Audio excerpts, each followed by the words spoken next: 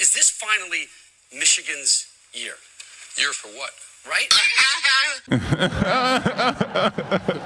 What it do, baby?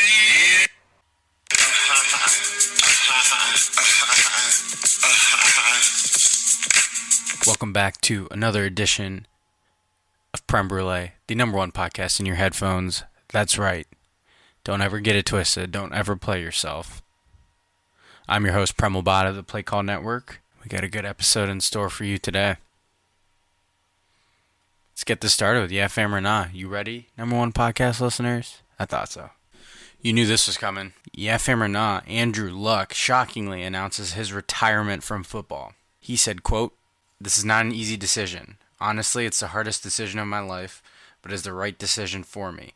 For the last 4 years or so, I've been in this cycle of injury, pain, rehab, and it's been unceasing, unrelenting, both in season and off season, and I felt stuck in it. The only way I see out is to no longer play football. I've been stuck in this process. I haven't been able to live the life I want to live, taking the joy out of the game. And after 2016, when I played in pain and was unable to regularly practice, I made a vow to myself that I would not go down that path again. I find myself in a similar situation, and the only way forward for me is to remove myself from football and the cycle that I've been in. I've come to the proverbial fork in the road, and I made a vow to myself, if I ever did again, I'd choose me, in a sense. It's very difficult. I love this team. I love my teammates, the folks in our building, the folks in this building, the fans, the game of football. And as part of this team, as a member of this team, and because of how I feel, I know that I'm unable to pour my heart and soul into this position, which would not only sell myself short, but the team in the end as well. And it's sad, but I have a lot of clarity in this." End quote. Luck's early retirement ends what started as a promising career for the number one overall pick in the 2012 draft. He was, of course, famously chosen to replace Peyton Manning. He led the Colts to the playoffs in each of his first 3 seasons in the NFL, including back-to-back AFC South titles and an appearance in the AFC Championship game in 2014. His career took a bad turn when he suffered a shoulder injury in Week 3 of the 2015 season. He ended up missing 26 games, including the entire 2017 season. That was because of shoulder, kidney, and rib injuries. Luck did return in a big way last season. He threw for nearly 4,600 yards and 39 touchdowns, won NFL Comeback Player of the Year, and led the Colts back to the playoffs for the first time since 2014. But again, an injury derailed Luck. He suffered a calf strain that kept him out of the team's offseason activities and minicamp. He took part in only 3 days of training camp, and none of those were as a full participant. And then it was announced he'd be shutting it down because he had difficulty moving in the pocket. After 6 seasons, Luck finished his career with 2,000 completions on 3,290 attempts, 23,671 yards passing, 171 touchdowns to just 83 interceptions. Andrew Luck's currently 29, will be turning 30 this year. And this, of course, means the Colts' new starting quarterback is Jacoby Brissett, whom they acquired from the Patriots a couple years ago in a trade. All right. You already know there's going to be more on this later. Can't just end it with Yeah Fam or Nah and Andrew Luck. But long story short, I'm a nah for all of us collectively on playing fantasy football, fans of the sport, all of that. However, I'm a Yeah Fam to his own happiness and him taking himself first. It's his life to live, his family's life to enjoy. He's earned nearly $100 million over the course of his career. Of 7 seasons, he played 6 of them. So ultimately, I'm happy for the guy. He made a decision that was best for him and his family. You can't fault a guy. Can't call him a quitter, nothing like that. Because last I checked, I'm still behind a keyboard not taking hits from NFL players. Yeah, fam, also to the Colts not recouping any of the money he was owed, because last thing they need is more money. Billionaire adding a few more million to their already high franchise value. Overall, I'm a yeah fan for him. I'm a nah in terms of football in general. I'm a nah in terms of Colts fans. I feel for you. They were legitimate Super Bowl contenders with Andrew Luck at the helm, and it is quite the mystery 2 weeks into the season to lose your franchise star quarterback. As I said, more on that later this episode. And this was all calm, but you can expect a little bit more later. Stay tuned to learn. And have fun with it. The other Yeah Famer now I have, seems like we've been talking about him a lot, but I love him so much. Yeah Famer not, Cowboys offering Zeke and a running back deal that would make him the second highest paid. It'd be more than Le'Veon Bell, but less than Todd Gurley. Yeah fam, Zeke should accept or not? Okay, so I know there are less and less people on Zeke's side of this one. After all, I get the argument. Any big contract is a win for Zeke. He's still under contract for 2 more years. Technically doesn't have a leg to stand on here. So him getting a contract is already a victory. That being said, I'm a nah. And I'm with Zeke, who retweeted former Browns lineman and future Hall of Famer Joe Thomas, who said the following. He can be found at JoeThomas73. Quote, throughout the course of NFL history, if you're the best player at your position, or clearly one of the best, when you re-sign a second contract with the team that drafted you, you usually beat the highest paid current contract at your position by 15 to 20%. That was the tweet Zeke retweeted. However, this tweet by Joe Thomas was part of a thread that also said, if I'm Zeke and the Cowboys send me an offer anything less or equal to Todd Gurley, it's going straight to voicemail. They can't honestly think he would accept anything less than to be the highest paid running back. It's just an insult to even start anywhere below that number.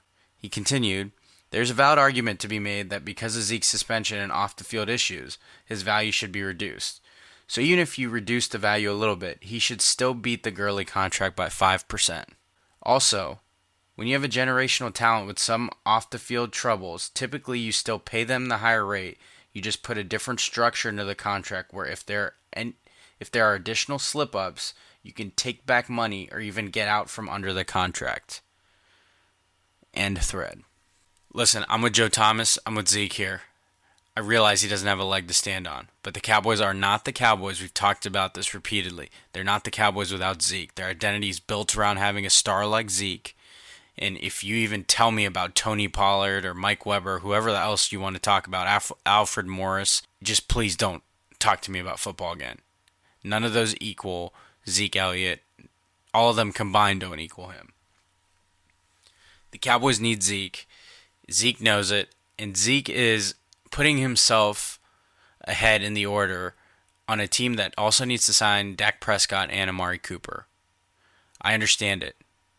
Zeke having 2 years left would have left him as the odd man out. Dak and Amari would have had their contracts addressed first, only for Zeke to deal with the scraps. Get why he did it? I'm with him. I just hope it gets done before week 1. So I'm a nah. Second highest paid is not good enough. All right, let's move on to likey, no likey, hate it.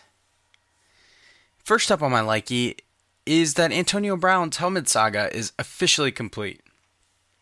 He lost his second grievance and will now work on getting a new helmet. His agent, Drew Rosenhaus, even says multiple helmet companies want to pay to endorse him and to give him a custom helmet. So I guess we all played ourselves here, because only he could turn it into more money after all this bullshit. Likey goes to El Camino, a Breaking Bad movie hitting Netflix on October 11th. Let's fucking go. Recently it surfaced that we all just missed that a Breaking Bad movie was filmed and already complete. And then next thing we know, there's a clip from a movie and it's official, gonna be on Netflix. We get to find out what happens, spoiler alert, after the series ends. So I guess it's not really a spoiler alert. I corrected myself. You're welcome. And shame on you if you still haven't watched Breaking Bad. Next up, back to sports. A likey goes to Jalen Smith signing a new deal with the Cowboys, a 5-year, $65 million contract with $35.5 million guaranteed. Good for top 5 at his position. It is a phenomenal story. He went from badly injured knee in his final collegiate football game at Notre Dame in the Fiesta Bowl, a loss to the Ohio State University. That's neither here nor there. Go Bucks. Then the Cowboys took a chance on him in the second round of the 2016 NFL Draft. He did not play all of 2016 and has worked his way into an up-and-coming star on the list, the NFL Top 100. Flies around the ball just like he was projected to be as a top 10 pick before his injury. But this feeds right into a no-likey. Only the Cowboys, who need to sign Zeke, Dak, and Amari, could manage to have their first contract extension be someone not even on the radar of anyone. Like, only the fucking Cowboys could do that. We're not prioritizing any of the three that everybody's been talking about. Like, go fuck yourselves.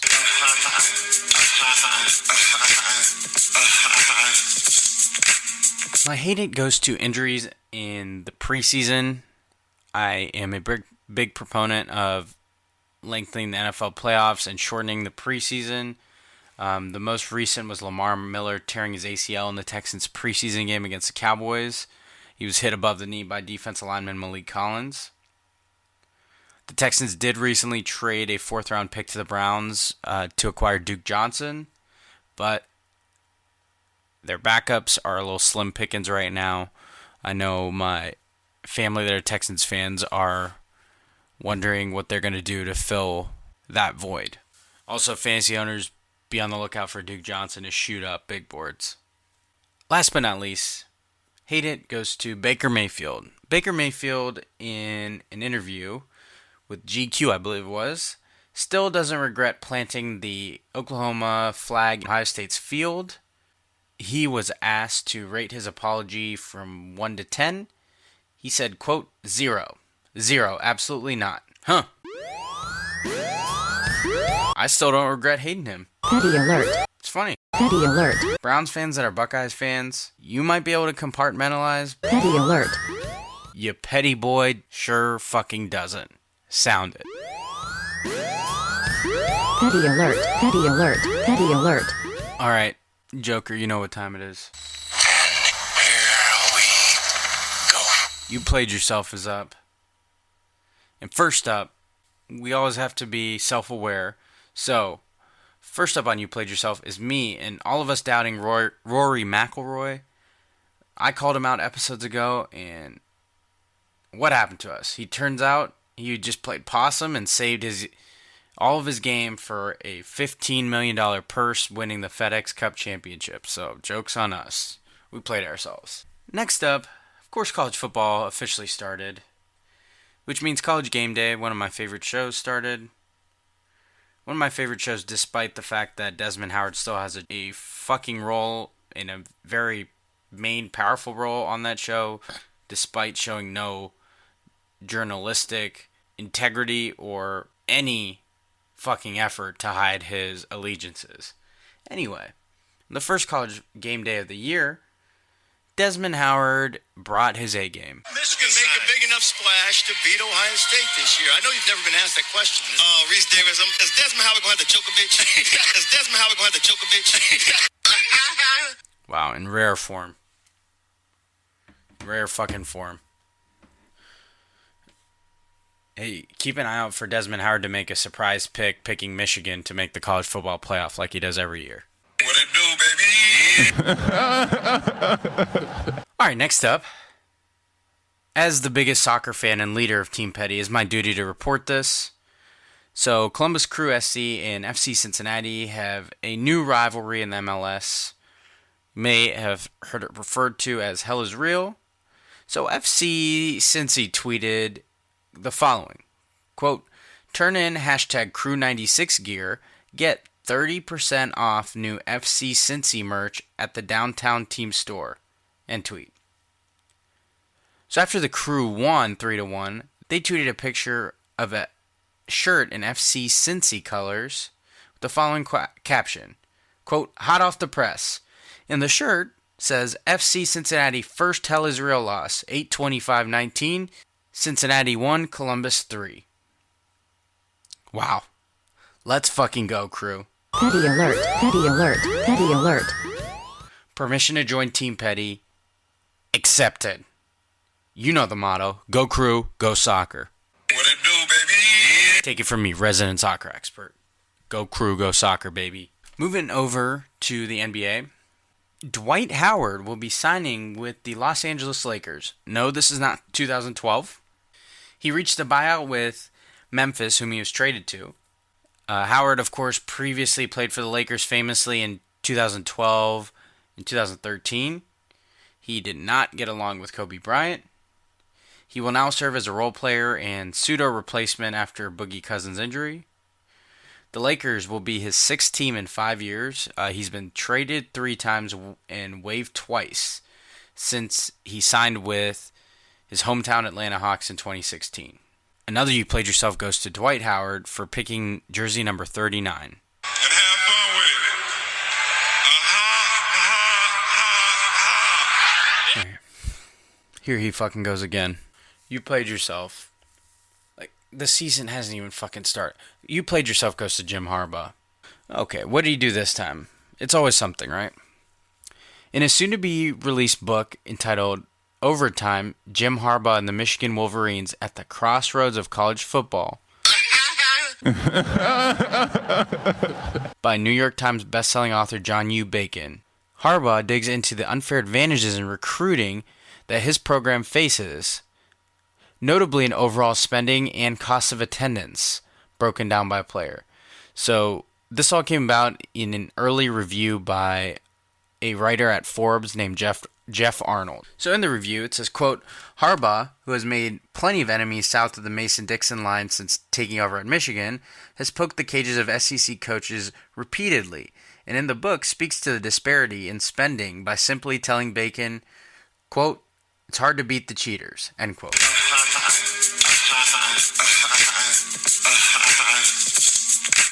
So in a report earlier this summer by Stadium, there was a heavy difference in recruiting spending at elite schools versus smaller programs.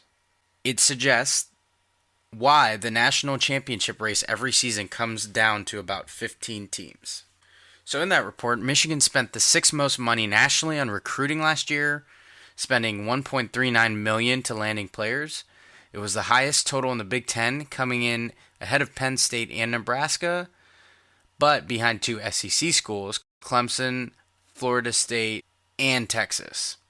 In that 2018 study, Ohio State spent just $944,000, just over $944,000 on recruiting, which was good for 18th on the list. Yet the Buckeyes had the number 2 recruiting class in that same year. What it do, baby? And have fun with it. So in the book, Harbaugh says, quote, if you want to make Michigan great and make yourself great, this is a great place to be. The ones you have to oversell what we have to offer, you know it's not going to work. If you don't get the appeal of the program, of a Michigan education, of the kind of camaraderie you get working with like-minded people, well, I don't know what to tell you. You'll probably be happier somewhere else, and maybe we will be too. End quote. Also in the book, Michigan Director of Recruiting Matt Dudek tells author John U. Bacon, quote, we're doing a better job figuring out who will fit here athletically, academically, and culturally. All 3 have to work. A lot of guys can't make it here. Name another school that competes with the Blue Bloods athletically.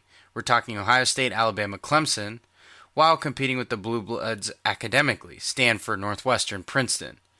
Most of the players we recruit are good enough to play for Alabama or Clemson and smart enough to play for Ivy League schools. If you don't win the classroom on Monday, you won't be here for many Saturdays. He continues, Dudek that is, look, we know there are people who don't operate on the same moral ground that not only Michigan expects, but that Coach Harbaugh demands. So the last thing I'm doing is going down that rabbit hole. Probably the fastest way to get fired around here. The good news is we so rarely go so far down a path with a guy whose character we're not sure about that we get to a point where a kid or his family asks for a bag of money. I've never had anyone directly ask for anything. If they're going to do that, they probably don't consider us very long. End quote.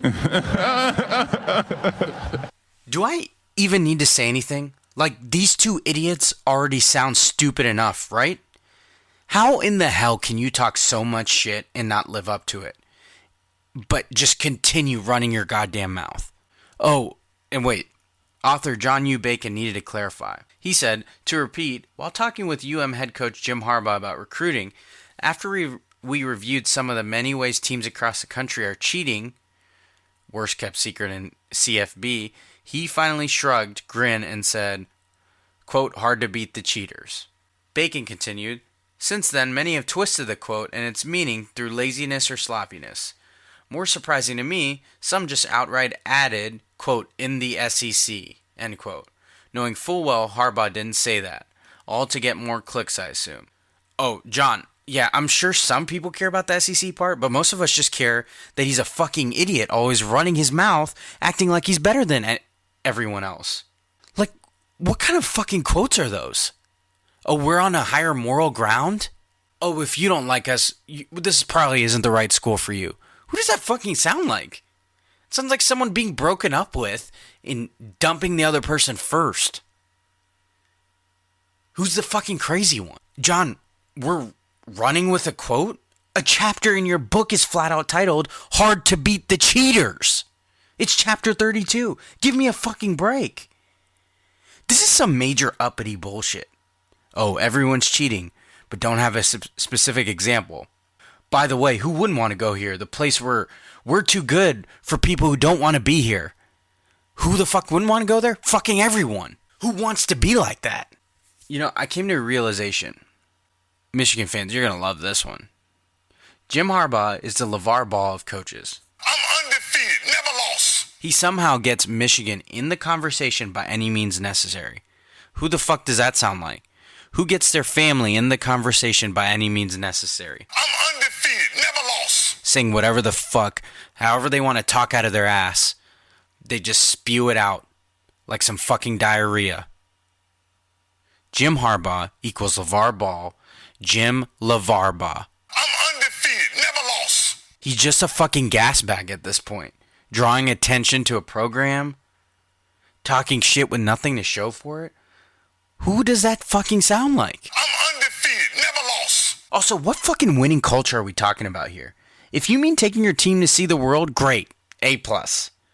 If you mean talking shit without backing it up, even better. If you mean writing books complaining about cheaters without giving specifics, gold fucking star. What is the goddamn point? You're in the business of winning. Fucking win, then talk. Then write books, then try to make fun of other teams for filing trademarks. You fucking played yourself, Jim LaVarbaugh. The fuck out of my face. I can't wait for the season to start so he stops fucking yapping. Alright, I promised you this one was coming. You know, as a fan, I stick up for fans a lot. Especially with how disconnected some athletes and coaches are. But this is not one of those times. Colts fans who booed Andrew Luck, y'all fucking played yourselves. Now, I'm going to give you benefit of the doubt. You acted in the moment. You're getting in all this breaking news that Andrew Luck's retiring, yet you see him on the sidelines of a preseason game you're at. I'll give you that benefit of doubt. How about that? But you guys seem to forget his numbers. You seem to forget that you had just 1 year of transition from Peyton Manning to fucking Andrew Luck. He led you to the playoffs in each of his first 3 seasons. And you chose to boo a man as he walked off the field following Saturday's preseason game. Probably walked off the field last time in that capacity. After the game, he said, quote, I'd be lying if I said I didn't hear it. Yeah, it hurt. This man's body's not holding up. He's not there mentally. He's doing it for his future and his family's future's health. And you want to tell him how to live his life for your entertainment on a Sunday? Don't you think rehabbing an injury you know the timeline for is hard enough? This man doesn't have that. He's already dealt with an unknown injury once, and now he has a second one. Would you want someone not mentally into it being your quarterback?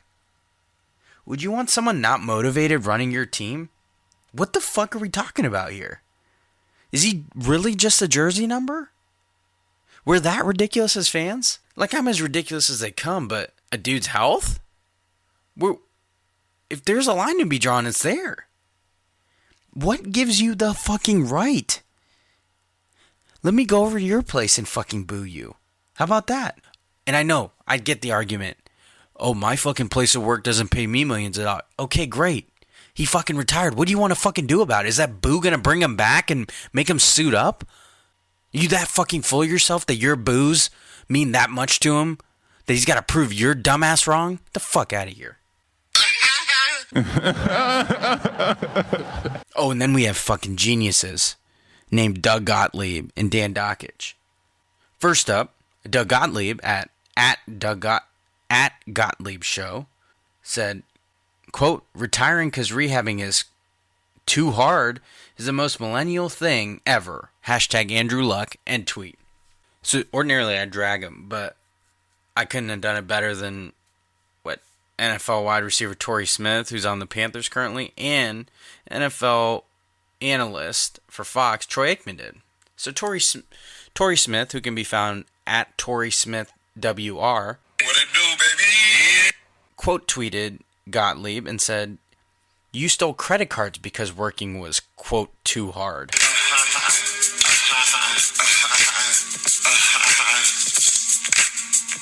If you didn't know, Doug Gottlieb in college got kicked out of a school because he stole credit cards from a roommate or teammate, someone along those lines, and bought stuff with it. Then, at Troy Aikman said, that's total bullshit, Doug.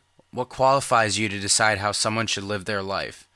So you're now the authority on what motivates Andrew Luck, and if his decisions don't fit into what you think is best for him, then you rip him?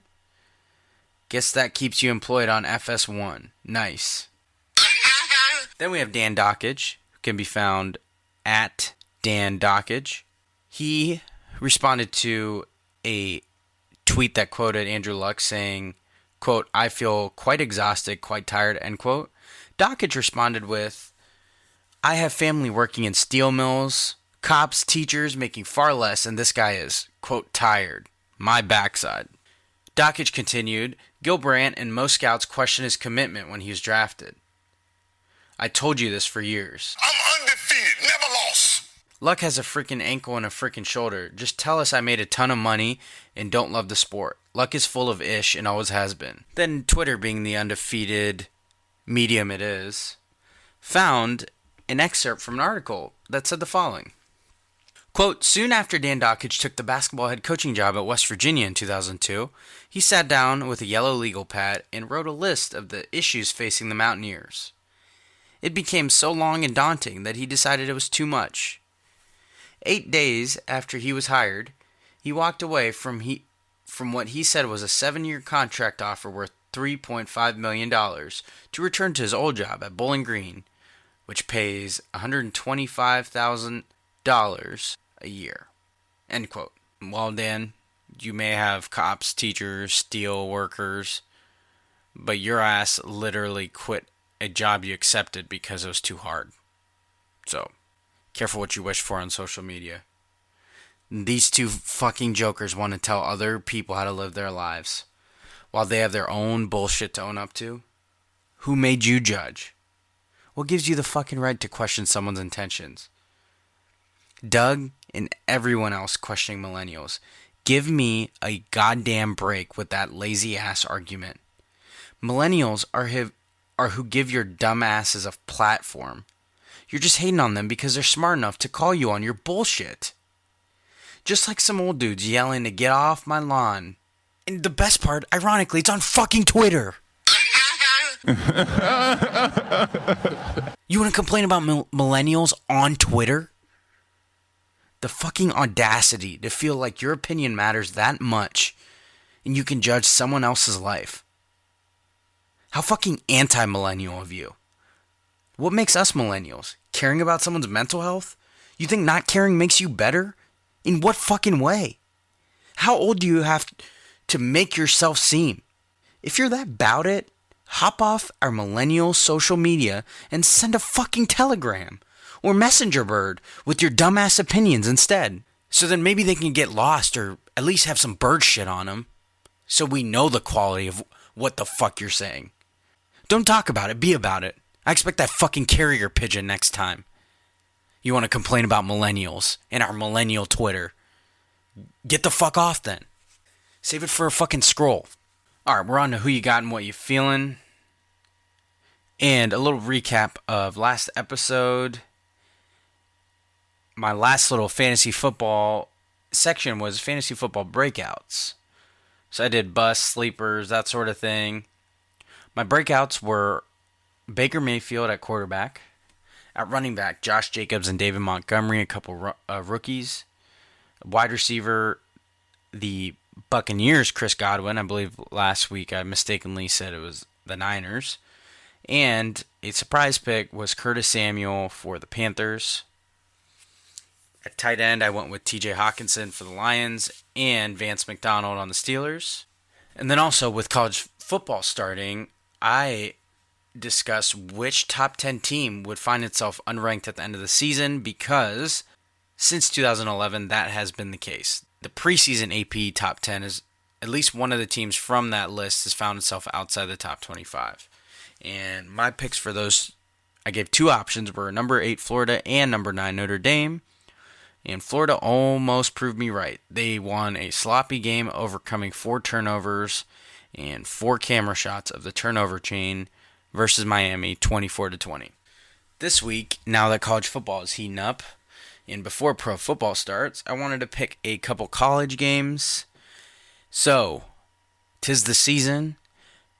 First couple matchups, only ranked versus ranked game, is number 11 Oregon versus number 16 Auburn. Easy game to pick since it's the most enticing. This game will be played at AT&T Stadium, Jerry World. Auburn is a 3.5-point favorite. Couple notes here. Auburn named true freshman Bo Nix their starting quarterback, while Oregon is very far from that. They have a future NFL draft pick at the helm in Justin Herbert. So because of that point right there, I'm going with QB experience, and I'm going to go with Oregon and Justin Herbert. It is such a toss-up this early in the season because anyone can be sloppy, and we could be totally wrong about these rankings, but I guess we'll find out. The other game I wanted to pick is a bunch of smart people schools. Number 25 Stanford plays host to Northwestern, who got some votes to be in the top 25. Stanford is a 6.5-point favorite at home. Stanford's quarterback KJ Costello, he is a under the radar quarterback, but might just be the gem of the Pac-12 despite the aforementioned Justin Herbert. On defense, you already know Northwestern will come to play under Pat Fitzgerald. And for Stanford, listen for the name Javon Swan on the defensive line. All that being said, I'm going to go with Stanford at home, nearly a touchdown favorite. I do like Northwestern this year, especially with former Clemson quarterback transfer Hunter Johnson. So again, early in the season, take these with a grain of salt, but I'm going with Oregon over Auburn and Stanford over Northwestern at home. As for what I'm feeling another incredible breakaway festival in Columbus, Ohio with my people that I love. And also, I'd like to drop a couple music ones. Music-wise, check out St. John's new album. It's styled Saint, S-A-I-N-T, and J-H-N. He has a new album titled Ghetto Lenny's Love Songs. If you're going to check out one song in particular, check out his song featuring Lenny Kravitz titled Borders. Big slappers. As for my wrap-up, my too much sense, the advice you didn't think you needed, but I'm going to give you anyway. Met a older couple who's been married 51 years. I asked them their secret, and the gentleman said, most people want to say a relationship's 50-50. Well, a relationship is 100-100, and I love that shit. That was some deep advice I got. I love the concept. Something so quick got me thinking, a successful relationship with your significant other, it really does require 100-100. Got to be able to give all of yourself to that person and vice versa. It's not just a 50-50. you are committing yourself to someone else. And by giving that 100, you are more yourself too. And you get that in return. So that's my too much sense for this week. And that's also another edition of Creme Brulee with a nice petty bow on it. You know the drill, you number one podcast listeners. Rate, review, subscribe, tell a friend to tell a friend. We appreciate you on this number one podcast in your headphones, Creme Brulee. I've been your host, Premal, and please check out the other podcasts by the Play Call Network. We would all greatly appreciate it, and we'll talk to you next time.